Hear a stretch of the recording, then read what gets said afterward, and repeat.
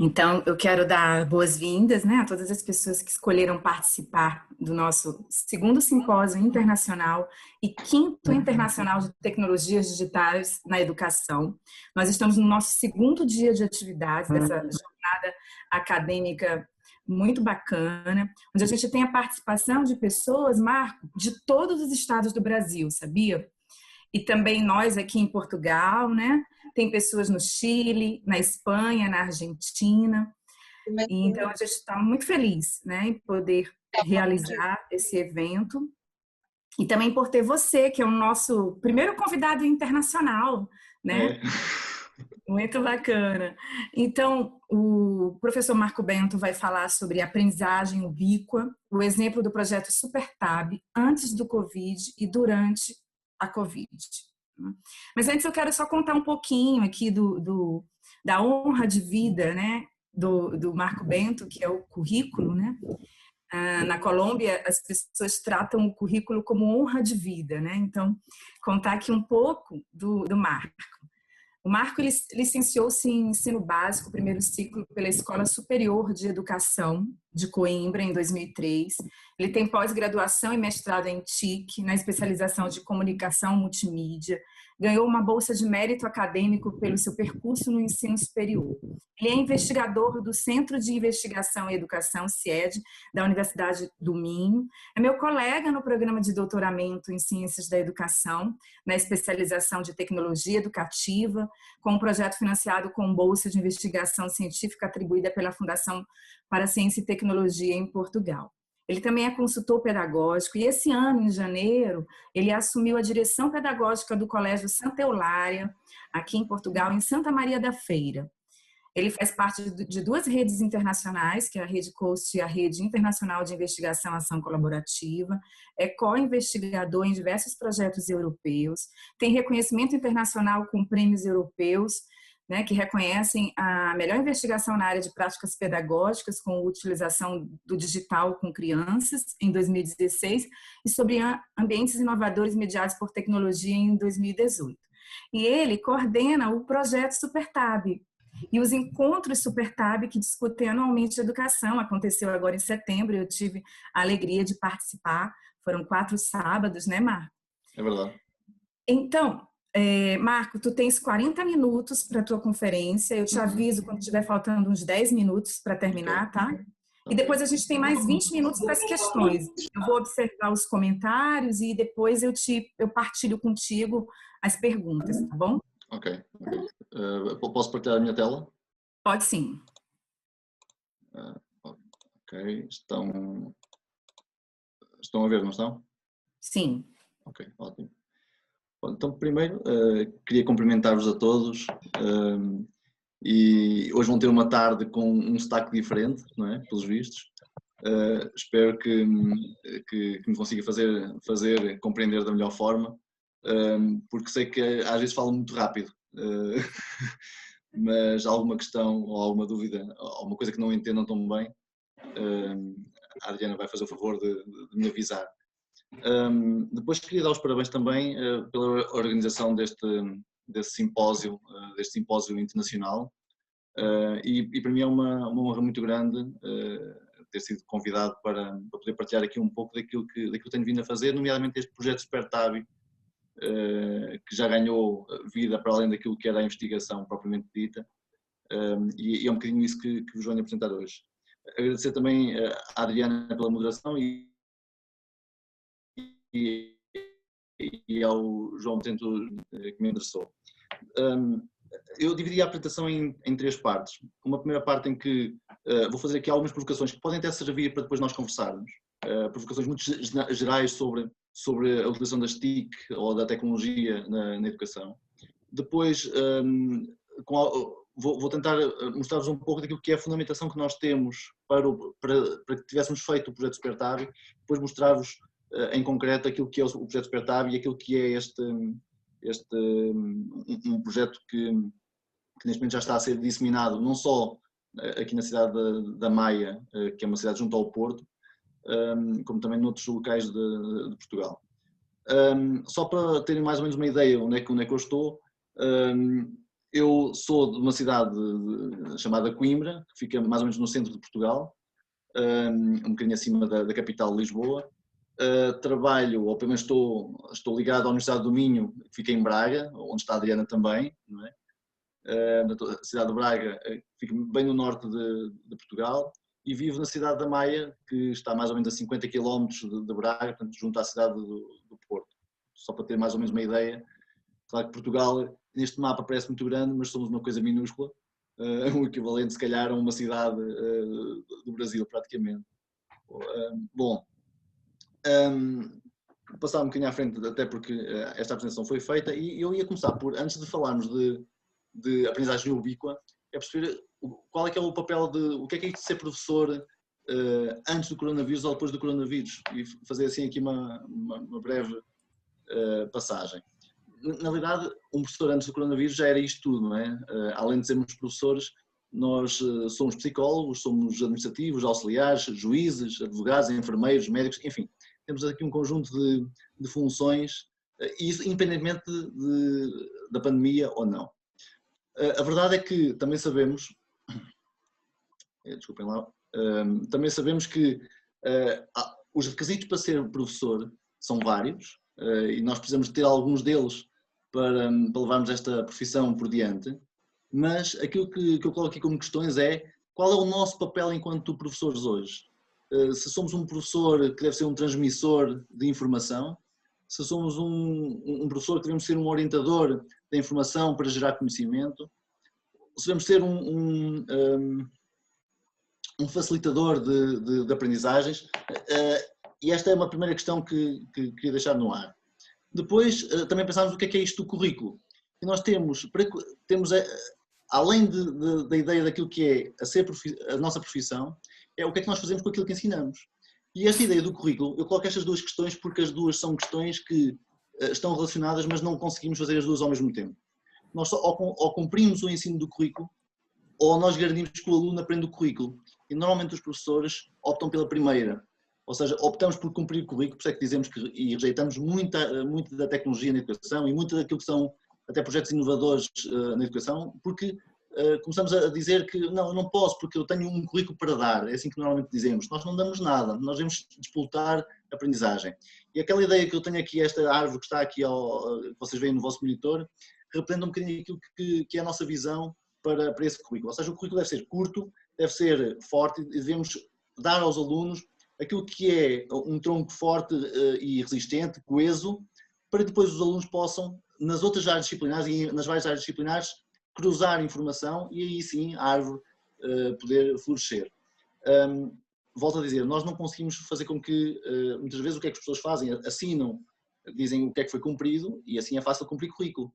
A garantia de aprender é mais complicada. Outra comparação que faço muito é com esta ideia de GPS. Nós todos conhecemos aquilo que é a função de um GPS, sabemos que um GPS, normalmente quando eu quero ir para um destino qualquer e que não conheço o caminho, o que é que eu faço? Ligo um GPS ou usamos até o telemóvel com os serviços da Google e vamos ouvindo orientações. E isto é um bocadinho aquilo que se passa na escola, ou seja, o aluno ouve orientações diárias, faz assim, depois faz de outra maneira, agora faz assim, agora faz assado. Quer dizer, ele vai fazendo ações que um professor quase que lhe vai ditando, passo a passo, mas na realidade quando o aluno está sozinho e tem que resolver um problema depois não consegue. Porquê? Porque falta alguém, aquela voz que lhe estava sempre a ditar orientações. É um bocadinho aquilo que acontece com o GPS, quando vocês deixam de usar um GPS e precisam de fazer o mesmo caminho, não conseguem fazê-lo. Porquê? Porque não criaram referências. Enquanto quando vocês são desafiados a fazer um caminho, vocês vão criando referências. Lembram-se daquela árvore que estava numa estrada, uma casa amarela que viram quando iam a passar numa outra estrada, ou seja, vão criando essas referências de percurso. E é isso que a aprendizagem tem que ser. O aluno fazer um caminho por si faz com que ele crie essas referências. Daí esta ideia que nós seguimos muito do professor Mike Sharples, que diz que nós não devemos ensinar ao aluno aquilo que ele pode aprender por si. Porque é que eu estou a preencher tempo ao aluno quando ele pode fazer aquele caminho por si? Não é sozinho, é por si, são coisas diferentes. Outra ideia é esta, eu sei que no vosso caso acabaram de almoçar há pouco tempo, aqui é quase hora de jantar, portanto estou a olhar para estas imagens e a vontade de as devorar, mas esta ideia que trago aqui também representa um bocadinho a ideia de autonomia e de ritmo de aprendizagem, ou seja, quando eu estou a trabalhar um conteúdo com o aluno, o que eu devo promover no aluno é, no caso aqui, vamos imaginar que o conceito é trabalhar o conceito de chocolate. Ora, e a proposta é que façam um bolo de chocolate. Aquilo que muitas vezes nós queremos é que os alunos façam todos o mesmo bolo de chocolate, exatamente com o mesmo desenho, com o mesmo formato, tudo igual. Mas se deixarmos os alunos saberem quais são as etapas que ele tem que seguir e ele poder fazer esse caminho por si, o que ele vai fazer é que ele vai conseguir ter diferentes resultados. E é isso que nós temos que disputar, porque no final nós temos alunos que fazem retangulares, fazem circulares, uns são mais apurados do que outros, não é? Vocês veem aqui uma imagem em que o bolo se calhar não chama tanto como outros, mas na essência cada um fez o seu caminho e aquilo que era o conceito que queria trabalhar, que era o chocolate, está lá. É isso que temos que garantir, é que ao ritmo de cada um eles possam, e isto é aquilo que nós chamamos de diferenciação pedagógica, não é? Depois, outra coisa que nós deixámos de questionar é porque é que nós ensinamos? Porquê é que nós ensinamos? Para que é que nós ensinamos? E como? E no como estão as metodologias que podemos usar, os passos de aprendizagem, sejam eles físicos ou virtuais, e os recursos, onde está a tecnologia digital ou não. E depois, quais as competências que estamos a querer desenvolver. E estas questões, há muito tempo que a profissão, o ser professor, deixou de se questionar. Isto é tudo antes do coronavírus, antes do Covid, portanto não tem nada a ver com pandemias. Nós deixámos de nos questionar, porquê? Porque nós fazemos isto como rotina. Eu fazia isto há 1 ano, há 2, há 3, há 4 e continuo a fazer, sem me perguntar e sem perceber que o aluno que está à minha frente é um aluno diferente. Ou seja, quando vamos para a pandemia, ou seja, quando aparece o Covid, aquilo que era ser professor passa a ser multiplicado por mais umas quantas funções.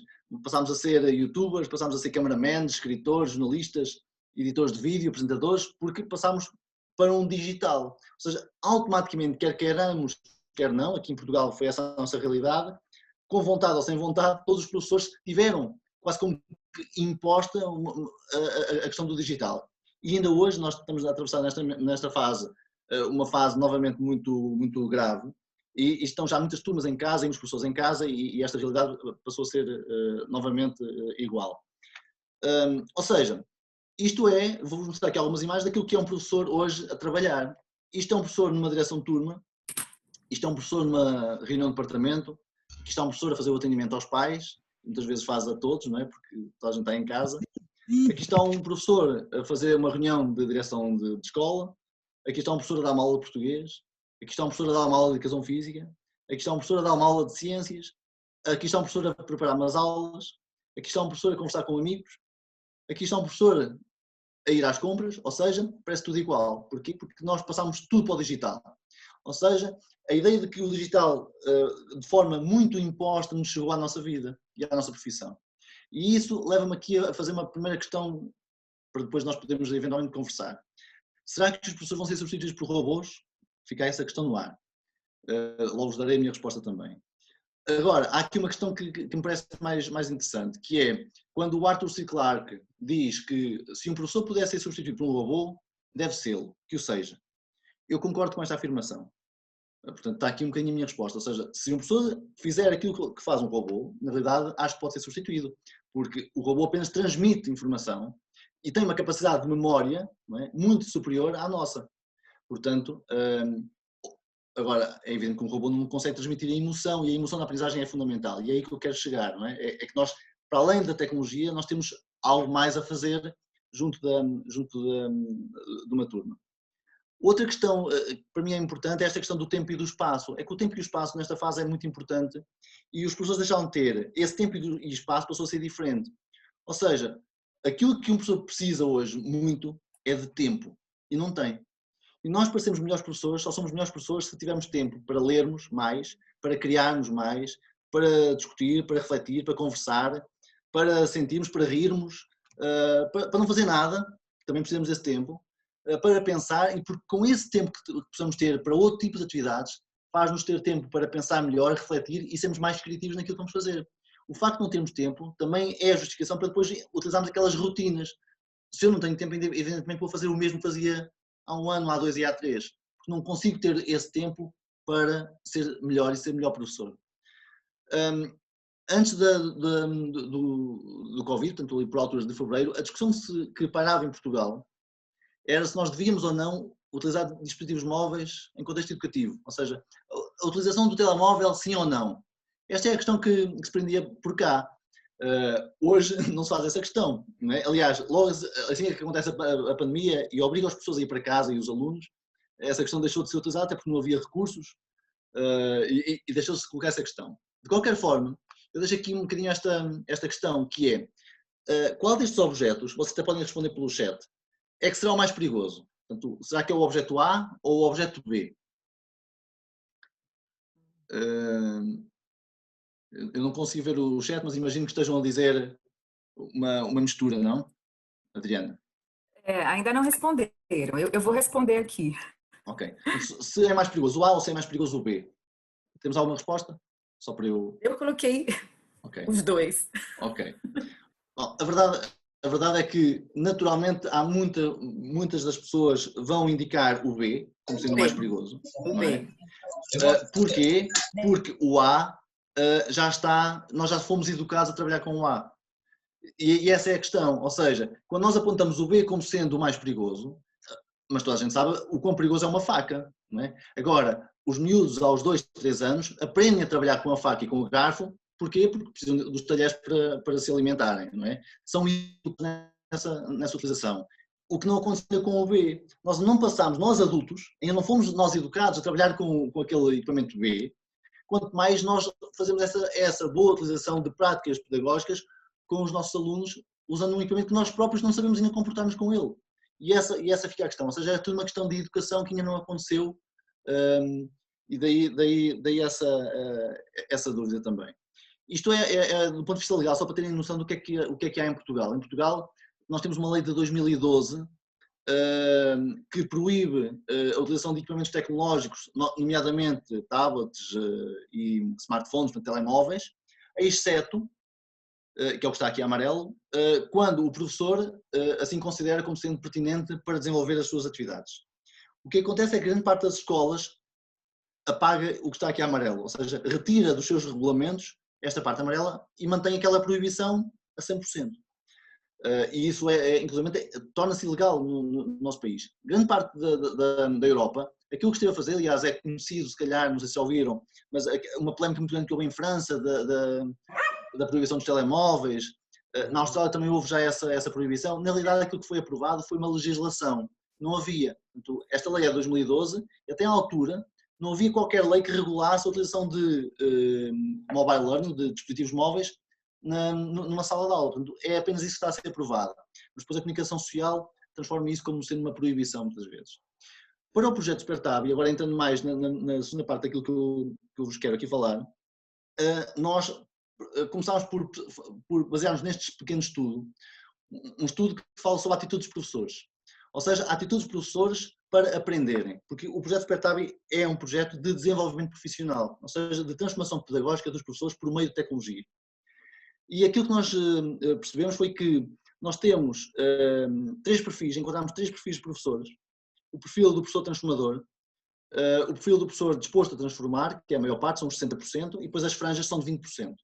Ou seja, o perfil do resistente é todo aquele professor que, por mais argumentos que nós possamos ajudar, por mais ajuda que possamos dar-lhe, ele resiste sempre à transformação. Por exemplo, quando a pessoa diz, eu utilizava o digital, mas não tenho computadores ou tablets, e nós até lhes damos uns tablets e uns computadores, e ele a seguir vai dizer que não consegue fazer porque agora não tem internet, e nós arranjamos na internet. Depois vai dizer que não consegue porque não tem colegas que o ajudem. Nós até podemos colocar outros colegas que o ajudem. Ou seja, há sempre alguma coisa mais que lhe vai fazendo essa resistência.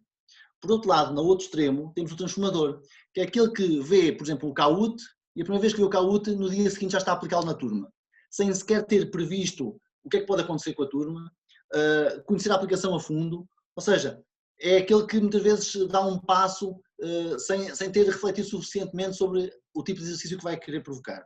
Portanto, o que nós fazemos é trabalhar com aqueles que estão dispostos a transformar, que têm algumas condições. Estes mesmos perfis vêem-se também quando nós ligamos isto à tecnologia, ou seja, o perfil resistente à tecnologia normalmente esse perfil que eu acabei de dizer, ou seja, vai sempre resistir a novas introduções tecnológicas que vamos dando a oportunidade às pessoas experimentarem. E o transformador é aquele que experimenta, conforme nos disse há pouco, logo sem pensar, sem refletir muito bem naquilo que faz.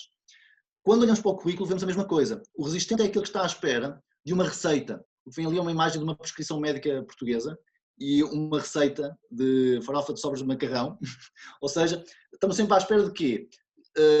Ir para uma conferência, ir para um evento e que saia dali a receita perfeita para que eu tenha sucesso educativo. E não existe.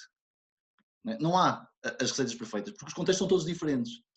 Agora, o transformador o que é que faz? Ele pega nos ingredientes e cada um consegue pegar naqueles ingredientes e despoltar algum tipo de aprendizagem e criar uma receita que vai ser sempre diferente.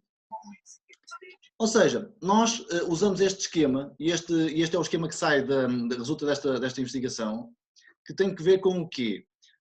Para cada atividade de aprendizagem que um professor supertábil faz, ele tem que ponderar sempre que nessa atividade ele vai ponderar a pedagogia que vai usar, os passos que vão trabalhar e e os recursos, nomeadamente tecnologia, que vai usar. Ou seja, quando eu falo de pedagogia, estou a falar de modelos ativos como a gamificação, a aprendizagem cooperativa, colaborativa, o flipped learning, a aprendizagem invertida, baseada em projetos, baseada em jogos, as narrativas digitais, a aprendizagem espaçada. A tecnologia são, nomeadamente, os recursos digitais que temos disponíveis. E o espaço é quando temos que reimaginar o espaço. Onde é que fica o professor? Será que o professor está à frente da sala de aula? Vem para trás? Está fora? Onde é que ele está?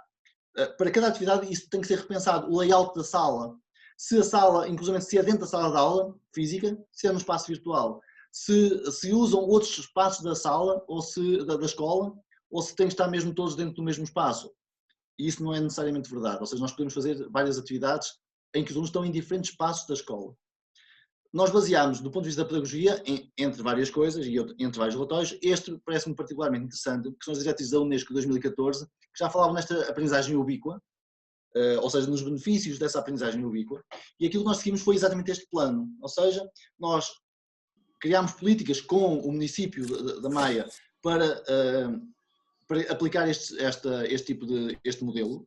Depois fizemos vários modelos de formação, várias formações de professores, cerca de 650 professores tiveram informação, para fazer avançar esta mesma ideia de aprendizagem ubíqua, e a ubiquidade é o aprender a qualquer hora e em qualquer lugar. E depois, este terceiro ponto que muitas vezes falha em muitos projetos, que é o apoio à formação de professores, ou seja, o professor já está no terreno e eu continuar com ele dentro de uma sala de aula. Mesmo professores que têm mais de 30 anos de serviço, mas nós estamos a ajudá-los, ou até colocar um professor com uma experiência, trocá-lo com outro com menos experiência e colocá-los ali a dar apoio naquilo que são práticas pedagógicas. Outro relatório relacionado com o espaço foi este, ou seja, é um relatório da professora Daina Bença, com quem tive o prazer de trabalhar desde 2017, que fala sobre o reimaginar os espaços de aprendizagem, os espaços físicos de aprendizagem mediados por tecnologia, com a tecnologia, e também serviu de base para este projeto. Este mais recente, estou a ser este mais recente, embora tenha utilizado outros na altura, mas este parece-me interessante até pela fase que estamos a atravessar, que é um relatório de que tipo de tecnologia é que é necessário para uma sala de aula, neste momento numa educação híbrida, em que há alunos que estão no presencial e outros estão em casa, num formato digital. E também parece este modelo um modelo interessante para ser explorado. Bom, se formos analisar algumas capas de jornais que fomos ia vendo, nós percebemos que os alunos queriam mais aulas interativas e mais curtas, menos tempo. O espetáculo começou a entrar um bocadinho também nesta dinâmica. Salas onde os alunos ensinam e todos aprendem, ou seja, dar o papel ativo ao aluno. Projetos que fomos vendo em que alunos que tinham trabalhado com tablets tinham tido mais sucesso escolar, e fomos analisar isso tudo e então fomos criando o projeto. Ora, eu queria só fazer agora uma pequena evolução sobre cada uma destas dimensões. E começando pela tecnologia, quando nós pensamos em tecnologia, falamos sempre em novas tecnologias. Quão novas são as tecnologias? É que nós falamos de novas tecnologias há não sei quantos anos e elas têm 10 anos. O quadro de giz é uma tecnologia, não é? Depois passámos para um retroprojetor, estes projetores certamente se lembrarão, em que facilitou, o professor deixava de escrever tanto, não é? Escrevia apenas uma vez e depois projetava e os alunos copiavam, não é? Depois passámos para estes quadros quase interativos, que conheceram também, o quadro interativo, e mais recentemente temos estes painéis que são quase tablets gigantes, nós temos alguns deles já em algumas escolas, ou seja, na realidade dá a sensação que não houve grande alteração. Porquê? Porque o que está aqui é um modelo centrado no professor e não no aluno, porque está a alterar a tecnologia do professor e não a do aluno. Ou seja, o que vai acontecendo é o mesmo modelo pedagógico, em que o professor está à frente, diz umas coisas e o aluno responde ou pouco interage. Portanto, se calhar não temos falado de novas tecnologias, provavelmente temos falado de novas pedagogias. E ainda assim as pedagogias também não são tão novas quanto isso, porque Vygotsky e Piaget falam disto há muitos anos, não é? Desta ação do aluno. Isso não é uma questão de ser novo. Aqui a questão tem a ver exatamente com essa, ou seja, é passar o aluno para o centro e não o professor. Porquê? Porque o professor é muito mais fácil, porque controla muito melhor a sua turma. Se fizéssemos uma pequena viagem ao passado, nesta evolução tecnológica, não sei se reconhecem alguns destes equipamentos, mas vocês veem o fax, um pager, o Apple II, aquele computador da Apple que revolucionou a informática, o telefone, o Walkman, o leitor de CDs portátil, jogos digitais, o GPS. Em Portugal a rede, a internet chegou em 96, portanto, pelo menos massificada para a comunidade. Ou seja, o que vem aqui é a intenção de portabilidade. Cada vez que a tecnologia foi evoluindo para um fenómeno em que eu possa levá-la para qualquer lugar, não é? E poder usá-la a qualquer hora. Portanto, o que está aqui presente é já um fenómeno de ubiquidade. Ora, ao voltarmos ao presente, nós temos alguma coisa que nos garante tudo isso e muito mais. Porquê? Porque neste momento nós temos, no mesmo equipamento, a possibilidade de consultar uma biblioteca online em qualquer ponto do mundo. A possibilidade de ouvir música, de estar numa conferência, de usar como GPS, ou seja, este equipamento já existe e muito mais potente. Temos que tirar partido dele do ponto de vista educativo. Em escolas portuguesas, nós temos inclusive já outro tipo de tecnologia. Aqui nós chamamos as salas ao do futuro, embora não é um nome muito agradável, porque as salas são do presente, não são do futuro, mas temos cerca de 300 salas pelo país, parece pouco, mas para a nossa dimensão são muitas, em que temos já então os tais painéis interativos, realidade virtual, impressão 3D, mesas digitais interativas, robótica, computadores um por um, ou seja, um para cada aluno, ou tablets.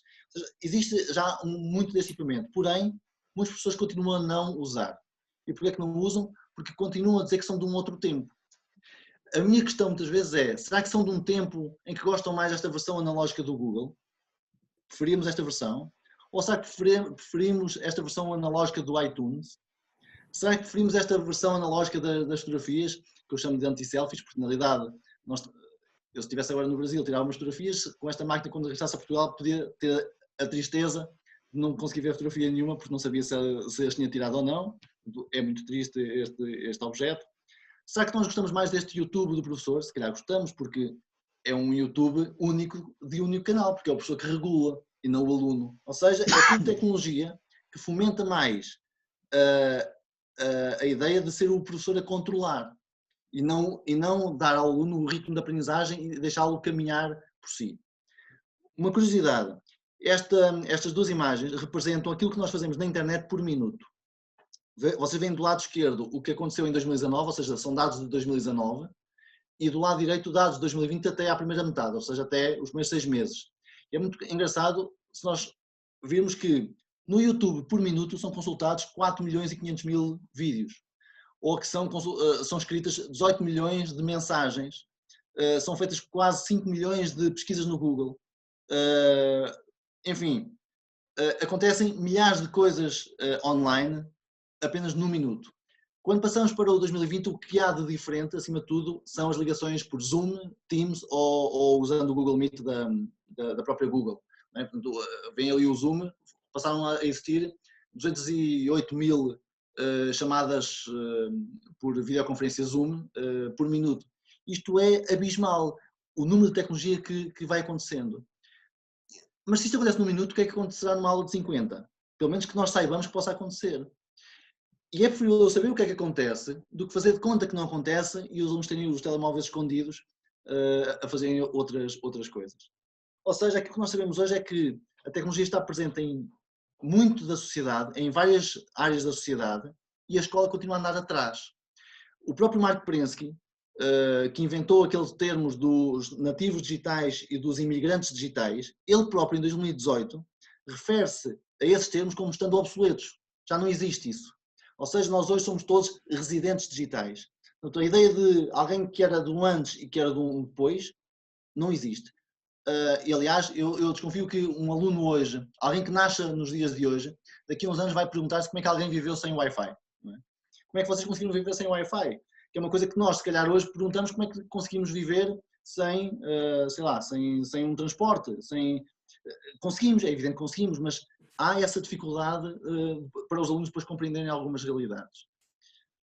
Agora, eu tenho que ser coerente, eu, professor, tenho que ser coerente. Se eu não uso tecnologia na escola, então eu tenho que também deixar de a usar em termos pessoais e passar a continuar a ir à fonte buscar água, a pé, e a andar a cavalo, não é?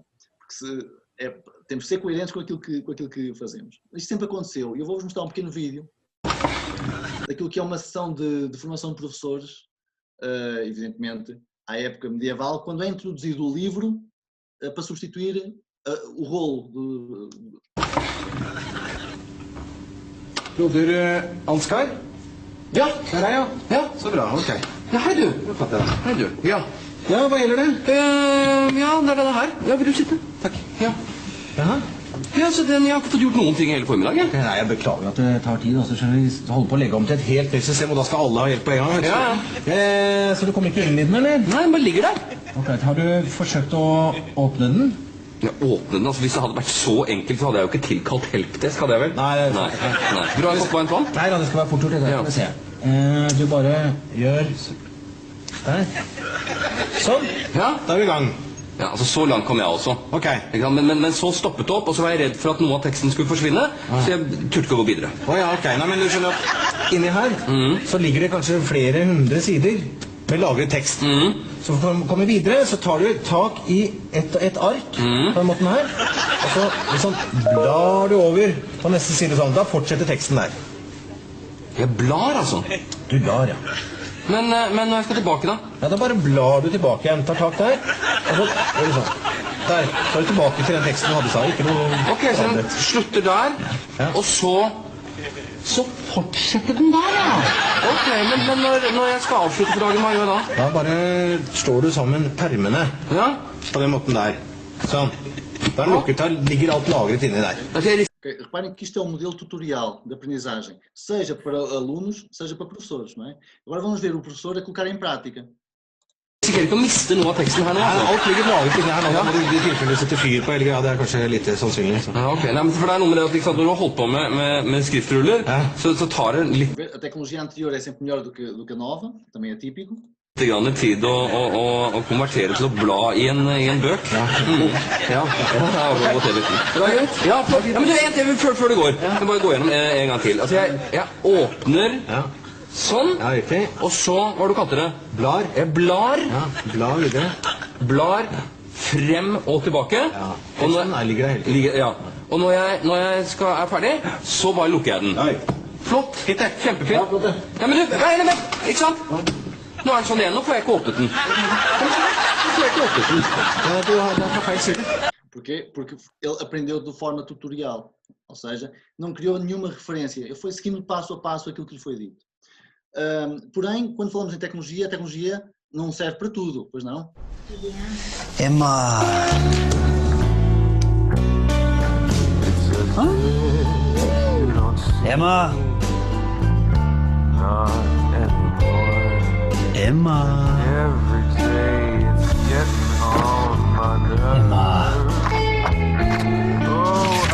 Emma.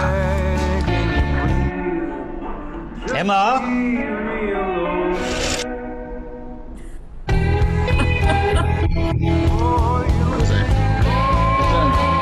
Para cada função, a tecnologia correspondente. E isso os alunos sabem identificar, ou seja, nós não temos que programar aulas com tecnologia, porque a tecnologia tem que estar disponível como está um lápis, uma tesoura ou um outro artigo qualquer. Quando é preciso cortar uma folha, o aluno sabe que vai usar uma tesoura. Quando ele precisa pesquisar, ele sabe que vai usar um equipamento digital. A ideia de que temos que programar uma aula com o digital, estamos a fazer com que o aluno não tenha um ambiente natural. Mas é evidente que a tecnologia nos traz receios, e parte dos receios tem a ver com a forma como foi evoluindo a comunicação, que era de 1 para 1, passou de 1 para muitos com a comunicação social, e agora todos nós produzimos informação. E isso é assustador. Em relação ao espaço, nós temos, eu vou passar um bocadinho mais rápido, temos vários espaços de aprendizagem ao longo da história, vamos só centrar aqui em alguns deles, nomeadamente neste, que é o primeiro espaço que temos aqui com 1 para 1, cada aluno tem um dispositivo móvel, que era o Abaco, não é? E depois temos este aqui que é uma realidade portuguesa. Nós há uns anos tivemos um programa chamado Programa Magalhães, em que o governo entregou um computador portátil a cada um dos alunos. Foi uma oportunidade perdida, porque aquilo que estão aqui a ver é exatamente o mesmo que vem nesta imagem. Ou seja, cada aluno tem um movimento que lhe permite andar ao seu ritmo e está a fazer exatamente a mesma coisa que todos os outros. Portanto, o modelo pedagógico aqui não está a funcionar.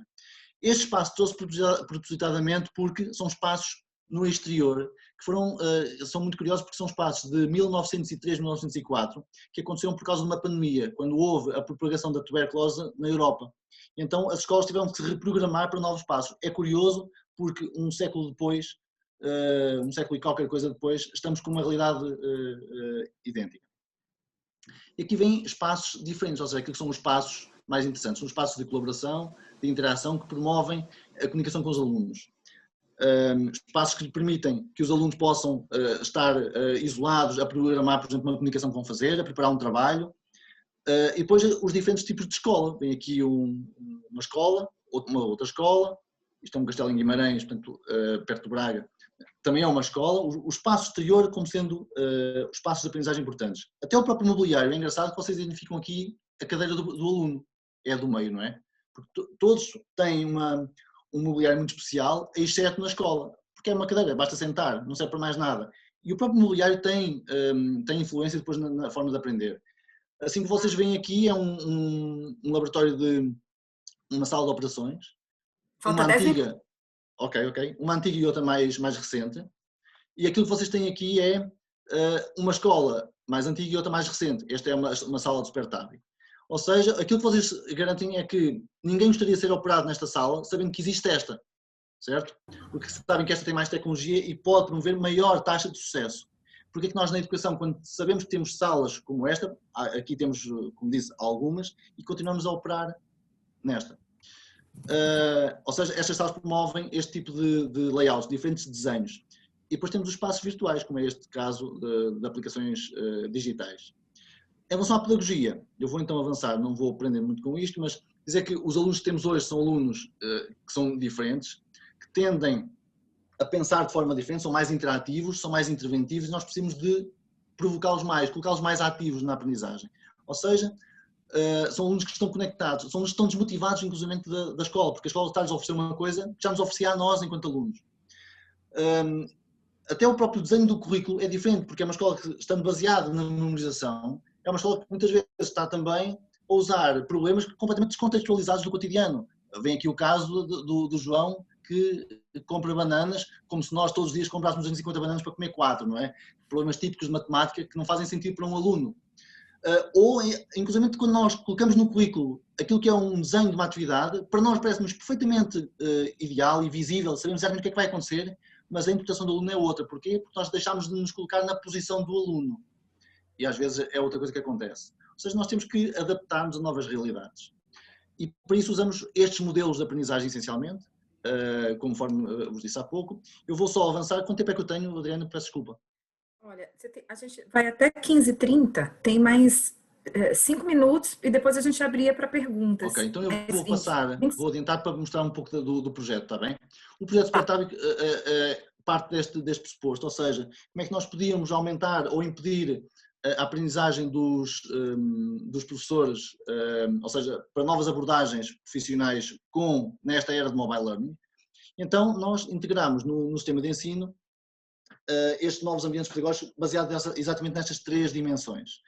Fizemos uma formação, ciclos formativos ao longo de 3 anos, para 650 professores, numa metodologia de Design Based Research, ou seja, significa que nós vamos ao terreno, a primeira oficina de formação nós incluímos a dimensão tecnologia, na segunda oficina, e mediante aquilo que são os resultados que vêm dos professores, aquilo que é a opinião deles, os desafios que são precisos, as necessidades deles, nós criámos uma segunda oficina e introduzimos a segunda dimensão da pedagogia, e na terceira, onde incluímos também os passos. Vou passar aqui um bocadinho à frente. Isto é a justificação do que é o Design Based Research. Não deixa de ser a ideia de ser alguma coisa pensada sempre com os professores, ou seja, é o nosso público que nos vai redefinindo o caminho. E por isso é que usamos este modelo de Design Thinking, ou seja, queremos sempre ter do lado de quem nos dá a informação um desenho participativo. Do ponto de vista da metodologia, tenho ali um erro, agora que me apercebi. Nós usámos um conjunto de instrumentos. Depois, aqui estão só aqueles que estavam decorrentes da formação. Depois nós seguimos 2 estudos de caso em concreto para perceber a validade daqueles resultados. E chegámos aqui. Chegámos a 11 fatores críticos.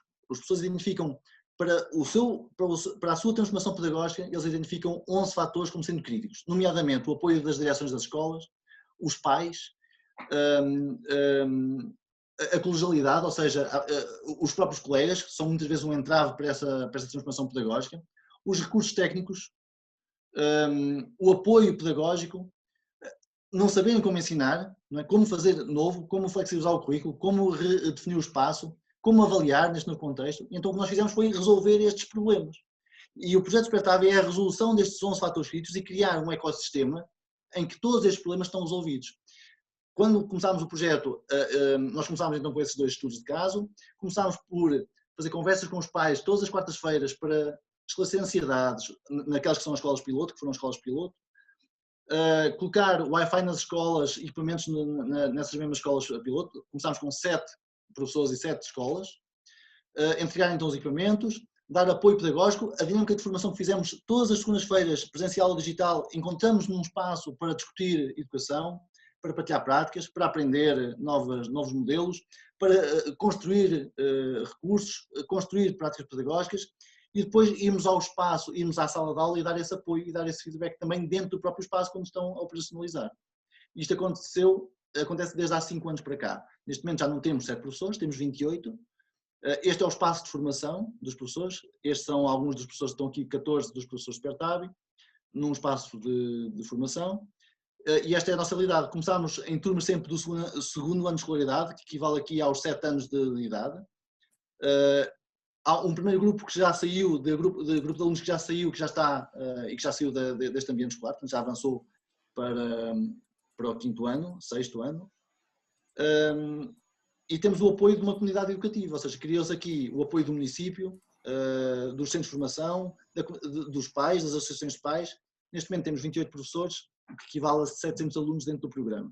A par disso, criámos os encontros Supertab, que a Adriana aqui falou também, logo no início. Ou seja, no final de cada ano letivo, na realidade não é no final, é no início de cada ano letivo, melhor dizendo, nós temos um espaço onde chamamos especialistas para falar sobre estes temas de tecnologia, espaço e pedagogia, e depois damos também a oportunidade dos professores poderem partilhar as suas práticas pedagógicas. Ou seja, nós começámos em 2016, tivemos o encontro 17 e 18, todos eles presenciais, e 19 também, onde juntávamos cerca de 1000 professores num auditório. É talvez dos encontros com maior dimensão aqui em Portugal, ou seja, foi crescendo ao longo dos anos.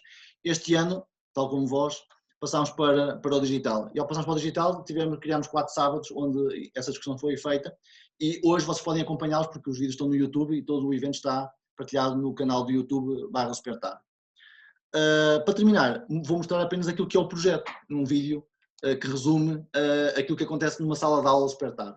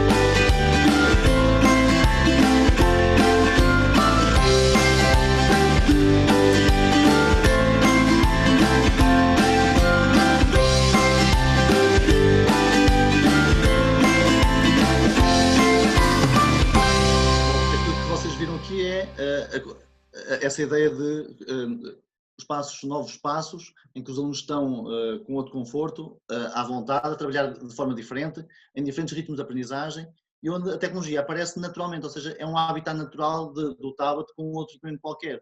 Não há essa... Eu, para terminar, porque para não me exceder no espaço, eu vou só colocar o último slide, para não... Tinha aqui um resumo das ideias-chave, fico por este e termino, está bem?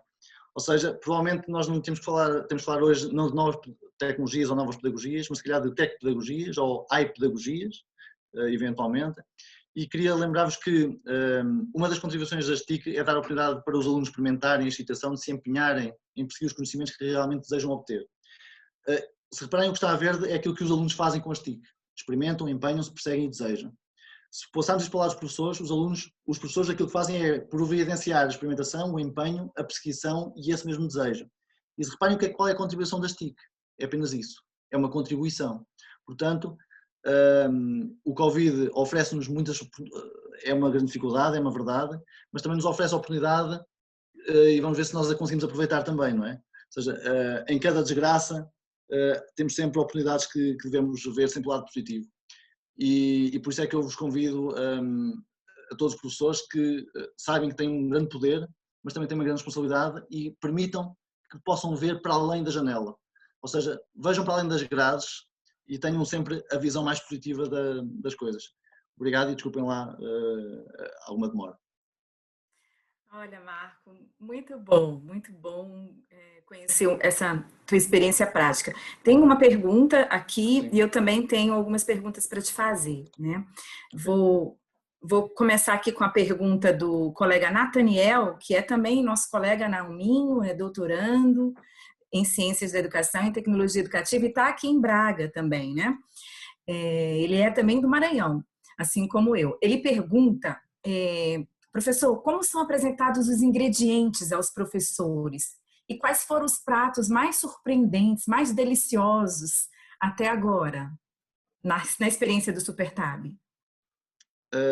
Eu digo que, não sei se respondo já ou aguardo, não sei se... Pode responder que depois eu faço a minha. Ok. A grande questão aqui é o seguinte, o projeto SuperTab, e este projeto é um projeto que eu digo que é um projeto de encantamento, ou seja, nós só conseguimos que isto aconteça porque há um contágio, este contágio positivo, em que nós começámos com 2 estudos de caso. Esses 2 estudos de caso tiveram, e temos esses relatos, e é a parte mais interessante da própria investigação, as razões que os levaram quase a desistir. E são aqueles 11 fatores que vão ali aparecendo, é daí que nascem esses 11 fatores. E acaba por ser curioso, porque nós, quando fomos redesenhando os vários momentos de formação, e vamos continuando a desenhar, porque o projeto não para, está a ser usado agora pelo município para ser expandido aqui pelas várias escolas, aquilo que nós conseguimos fazer foi que, quando alguém vai para a formação, traz um amigo, quase como se fosse um colega de escola. E é esse contágio, porque é esse ombro amigo que vai ajudando a que eu vá ficando encantado por aquilo que vou aprendendo. Depois as pessoas encantam-se naturalmente. Porquê? Porque quando nós damos esses ingredientes, são o quê? São quando nós os colocamos a explorar jogos na aprendizagem, quando os ajudamos a definir o currículo de outra forma. Quando eles olham para... Eu tinha ali umas imagens de um projeto, e estamos um professor que está a analisar a obra de Saramago. Um conto infantil que o José Saramago tem sobre a maior flor do mundo. E aquilo que faz é trabalhar essa obra usando a robótica e usando a programação, ou seja, ele faz um projeto disso. Em cada aluno faz um projeto diferente para abordar a obra.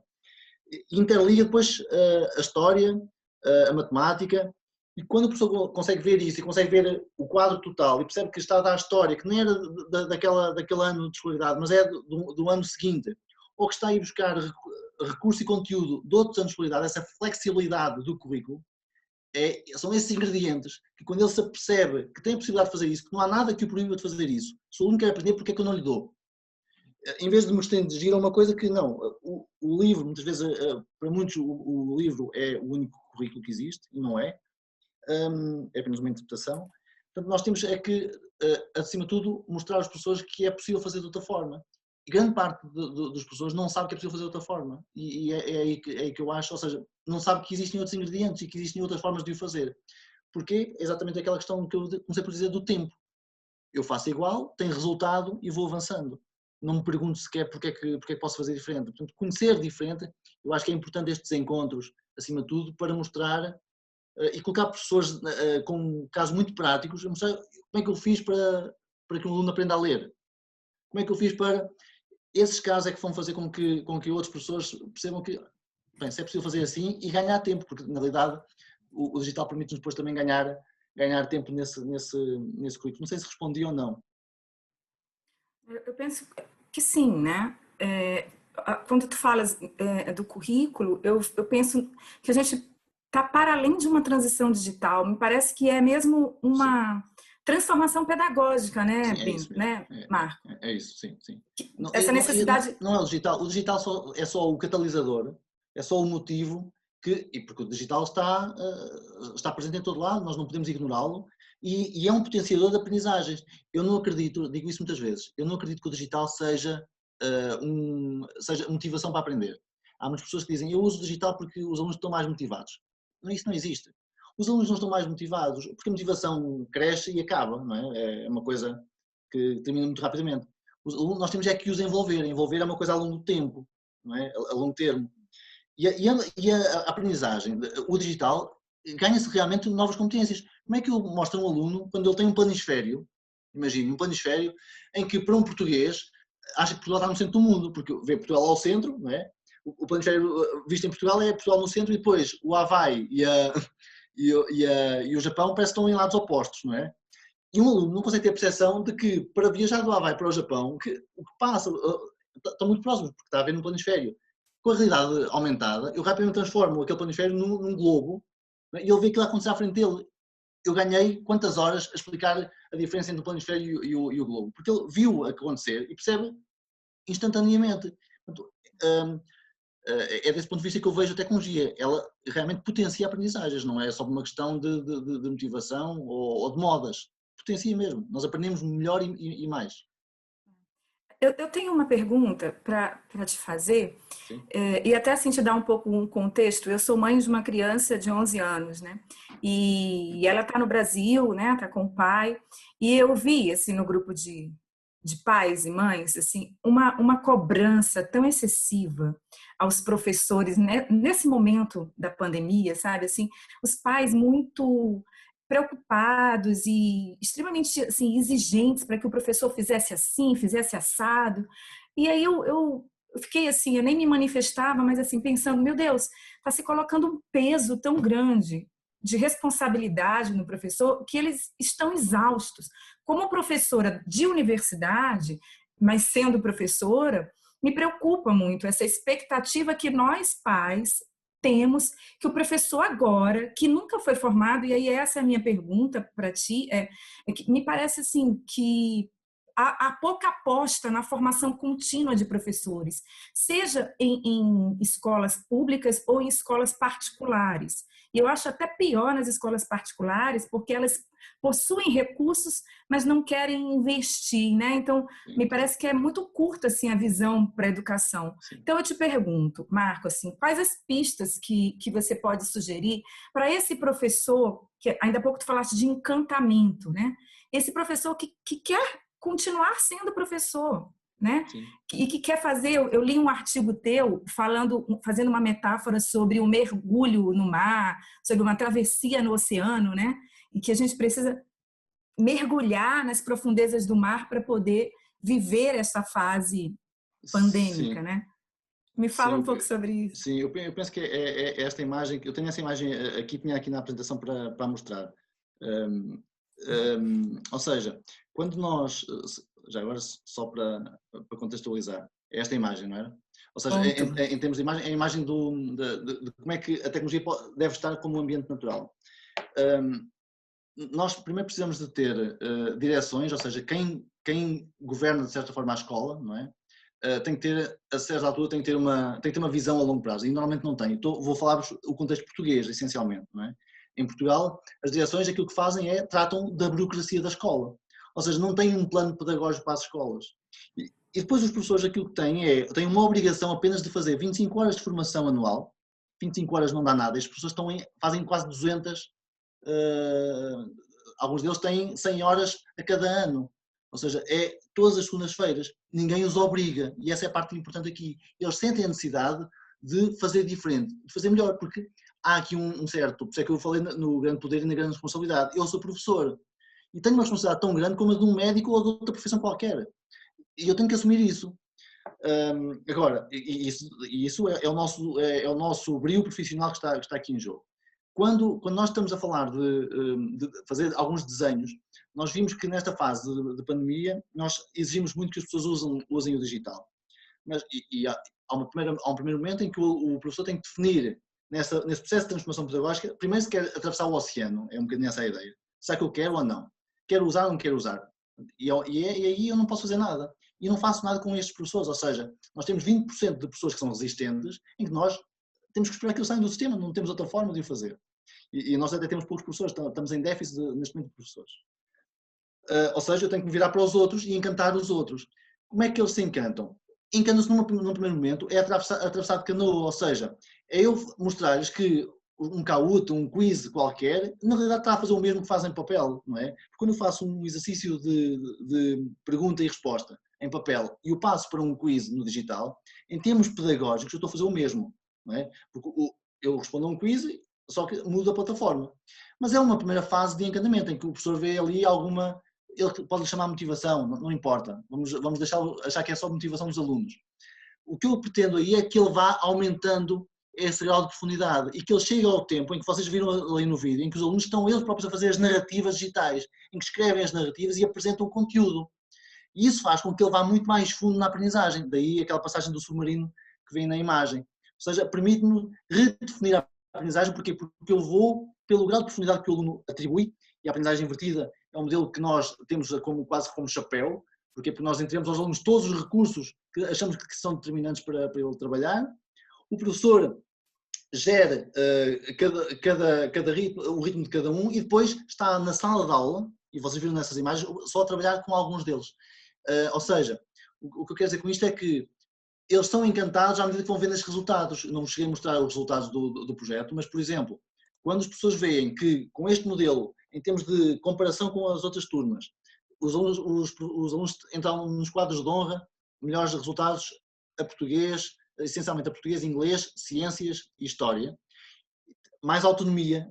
E quando veio a pandemia, esta experiência que tiveram, antes, não é? Nós estamos no projeto com 5 anos, a pandemia foi este ano, foram alunos que não tiveram qualquer problema em passar de um momento presencial para um momento online, porque estavam confortáveis, estavam autónomos nesta gestão, porque isso acontecia na sala lá à frente deles. Por isso é que eu digo muitas vezes que neste momento em que temos a oportunidade de voltar às escolas a espaços, pudéssemos fazer essas experiências com o digital também à frente dos nossos alunos, para lhes criar esse mesmo encantamento aos alunos e os próprios professores, porque ao verem os resultados também vão querer seguir esse caminho.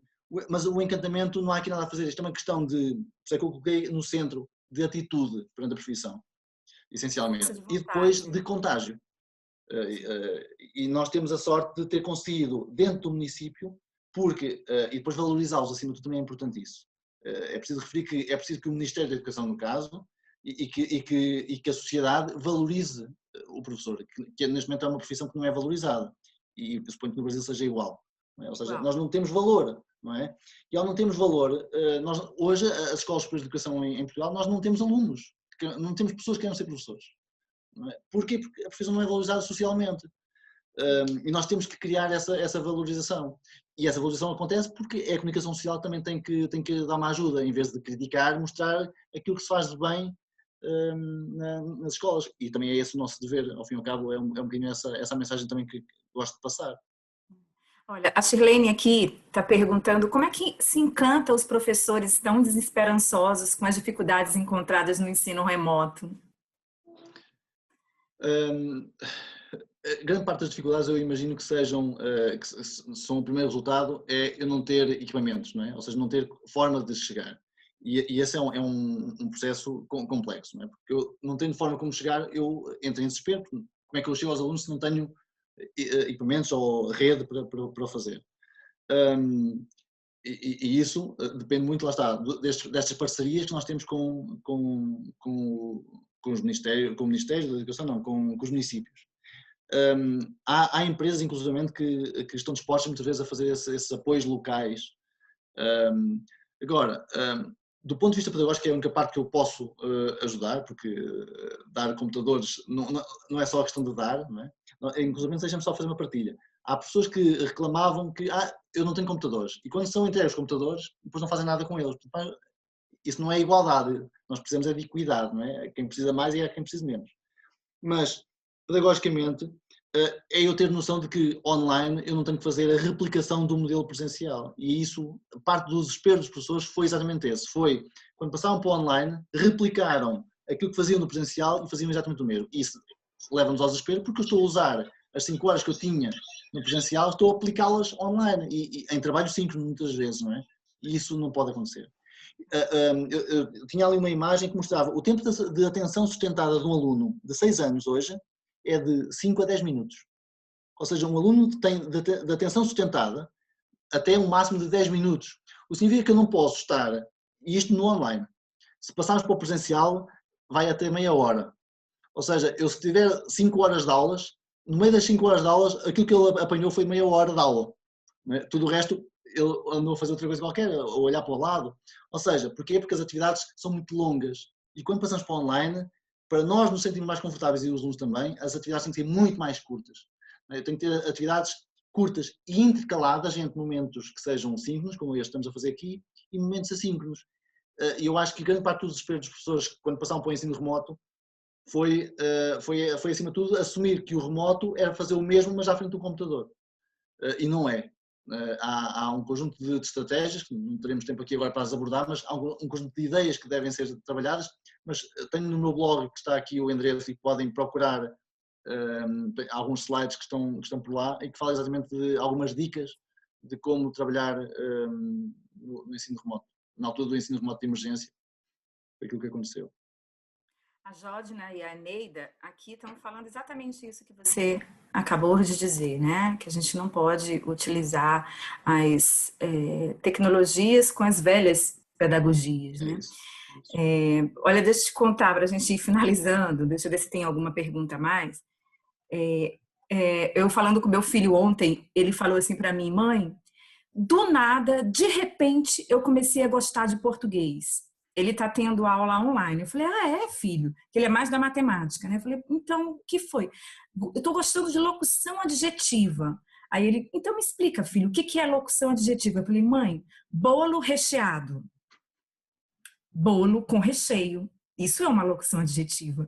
E aí tu me mostra esses bolos de chocolate. Adorei. Né? Então, assim, mas o que eu quero dizer é que algo mexeu. Despertou, né? A curiosidade, sim. É aula online. Adriana, e acima de tudo um bocadinho online, é criarmos um motivo, e se nós não ligarmos o conteúdo ao cotidiano do aluno, nós nunca vamos, ele nunca vai perceber porque é que eu digo para ele fazer uma adição, mas eu faço uma adição para quê? Porquê que eu tenho que fazer essa adição? Porque eu estou a mandar, não é? Porque estou mandando, não é? Mas porquê? Ou seja, ou eu coloco essa ligação ao cotidiano, e é isso que, e isto não é independente de ser online ou ser presencial.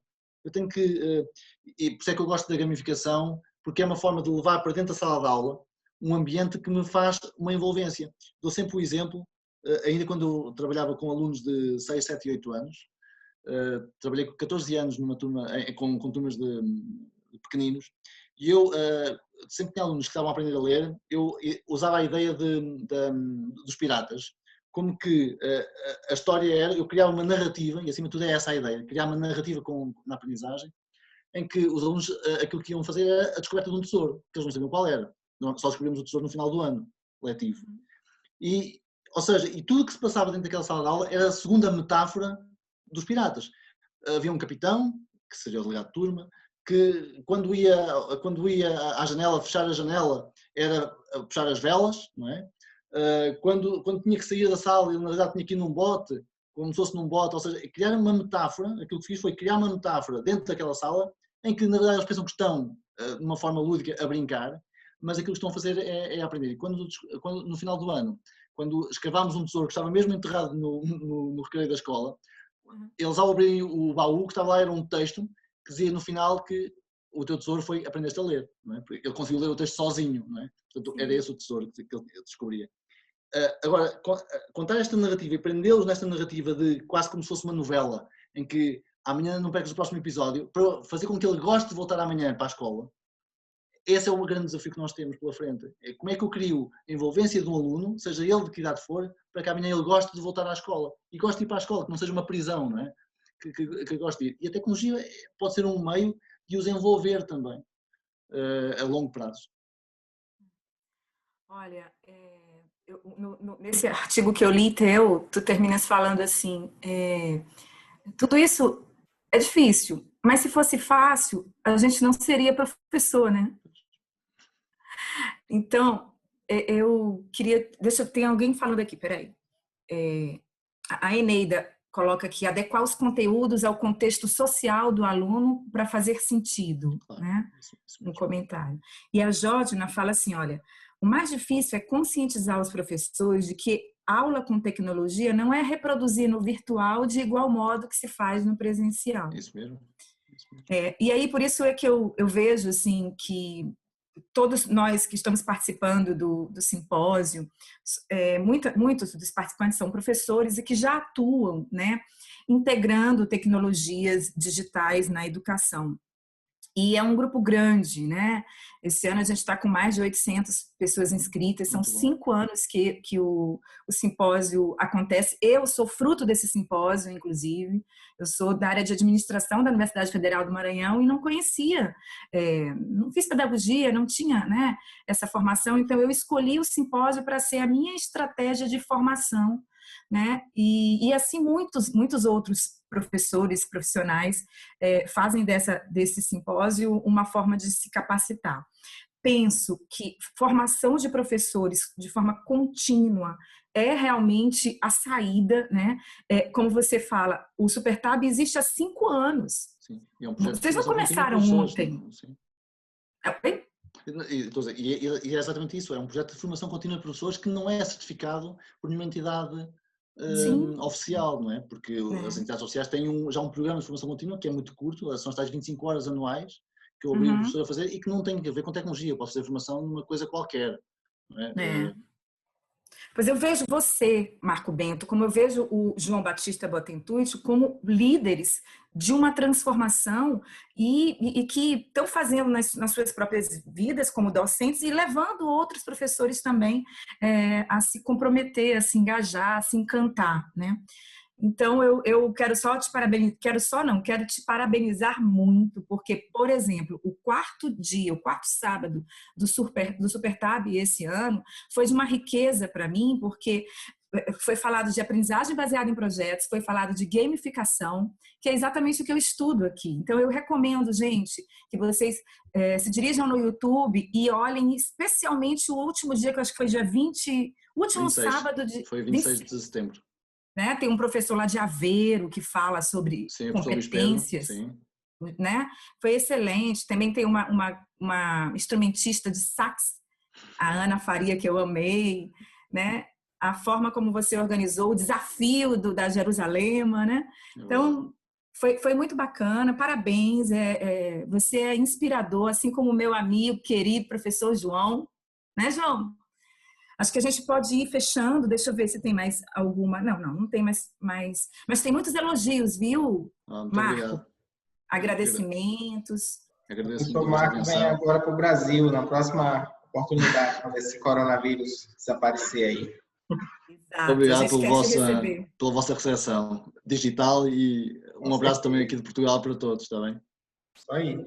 Então, também agradeço a Adriana, ao Marco, por terem conduzido essa sessão e a todos os que participaram. Tivemos aí um pico de aproximadamente 70, 75 pessoas, né?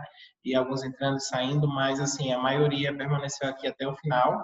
E acompanhem lá na programação, logo em seguida nós temos uma outra palestra, tá? Às 16 horas, tá? Então, obrigado a todos e entrem lá no site, cliquem lá no link e vamos acompanhar aí a programação do evento que está cada dia melhor. Muito obrigado a todos. Eu já. Obrigada, João. Marco, eu vou fazer contato contigo, viu? Ok, combinado. Abraço, obrigado gente. E resto de bom evento para todos, está bem? Valeu, Marco. Obrigada. Ei, Perla. Beijo, Perla.